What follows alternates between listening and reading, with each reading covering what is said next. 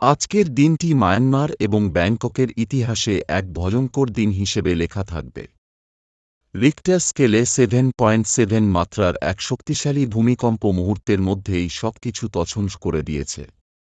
গগনচুম্বী ভবন ভেঙে পড়েছে, রাস্তায় ছড়িয়ে ছিটিয়ে আছে বিধ্বস্ত গাড়ি আর ভয়ে আতঙ্কিত মানুষ। মায়ানমার ও ব্যাংককের মানুষ এখন মৃত্যু আর ধ্বংসের ছায়ায় দিন কাটাচ্ছে। মায়ানমারের মান্দালয় ও আশেপাশের এলাকায় আজ সকালে স্থানীয় সময় ৮টা ৪৫ এক প্রবল ভূমিকম্প আঘাত হানে। মাত্র ১২ মিনিট পর আরেকটি 6.4 মাত্রার আফটারশক পুরো অঞ্চলকে কাঁপিয়ে তোলে। রাজধানী নেপিডো ও ইয়াঙ্গুনেও এই কম্পন অনুভূত হয়েছে। ব্যাংককেও এই ভূমিকম্পের শক্তিশালী প্রভাব পড়েছে। শহরের একটি নির্মাণাধীন ৪০ তলা ভবন ধসে পড়েছে। ধ্বংসস্তূপের নিচে আটকে পড়েছেন বহু মানুষ। ব্যাংকক, পাতায়া, চিয়াং মাই সহ বিভিন্ন অঞ্চলে কম্পন অনুভূত হয়েছে, যেখানে মানুষ আতঙ্কে রাস্তায় নেমে এসেছে।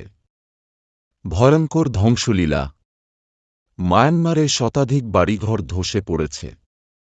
ইয়াঙ্গুনের ঐতিহাসিক প্যাগোডাগুলো মারাত্মক ক্ষতিগ্রস্ত হয়েছে। হাজার হাজার মানুষ খোলা আকাশের নিচে আশ্রয় নিয়েছে, কারণ আফটারশকের ভয়ে কেউ বাড়িতে ফিরে যেতে সাহস পাচ্ছে না।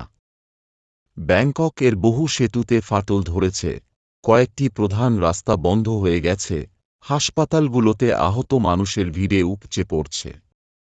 ধ্বংসস্তূপের নিচে আটকে পড়া মানুষের জন্য উদ্ধারকারী দল সারাদিন কাজ চালিয়ে যাচ্ছে। প্রত্যক্ষদর্শীদের অভিজ্ঞতা। একজন স্থানীয় বাসিন্দা কাঁদতে কাঁদতে বলছেন, আমি আমার চোখের সামনে আমার পুরো বাড়িটা ধসে যেতে দেখলাম। আমার পরিবারের সবাই কোথায় জানি না। ঈশ্বর আমাদের রক্ষা করুন। আরেকজন বললেন, হঠাৎ করেই সব কেঁপে উঠল, আমি দৌড়ে বাইরে বের হই। পেছন ফিরে দেখি, আমার অফিসের ভবনটা ধুলোর গাদায় পরিণত হয়েছে। আন্তর্জাতিক প্রতিক্রিয়া ও উদ্ধার কাজ। ভূমিকম্পের পরপরই মায়ানমার সরকার ৬টি প্রদেশে জরুরি অবস্থা ঘোষণা করেছে। বিভিন্ন দেশ থেকে সহায়তা পাঠানো শুরু হয়েছে। ভারত ও চীন ইতিমধ্যেই উদ্ধারকারী দল ও ত্রাণ সামগ্রী পাঠানোর ঘোষণা দিয়েছে। থাইল্যান্ডের প্রধানমন্ত্রী জনগণকে ধৈর্য ধরার আহ্বান জানিয়েছেন এবং ক্ষতিগ্রস্তদের দ্রুত সাহায্যের প্রতিশ্রুতি দিয়েছেন। আপনারা যদি এই ধরনের গুরুত্বপূর্ণ খবর সবার আগে পেতে চান, তাহলে আমাদের চ্যানেল জ্ঞান ও রহস্যের দুনিয়া সাবস্ক্রাইব করুন, ভিডিওটি শেয়ার করুন এবং কমেন্টে জানিয়ে দিন এই বিপর্যয় নিয়ে আপনার মতামত। ধন্যবাদ। জয় ব্লগ।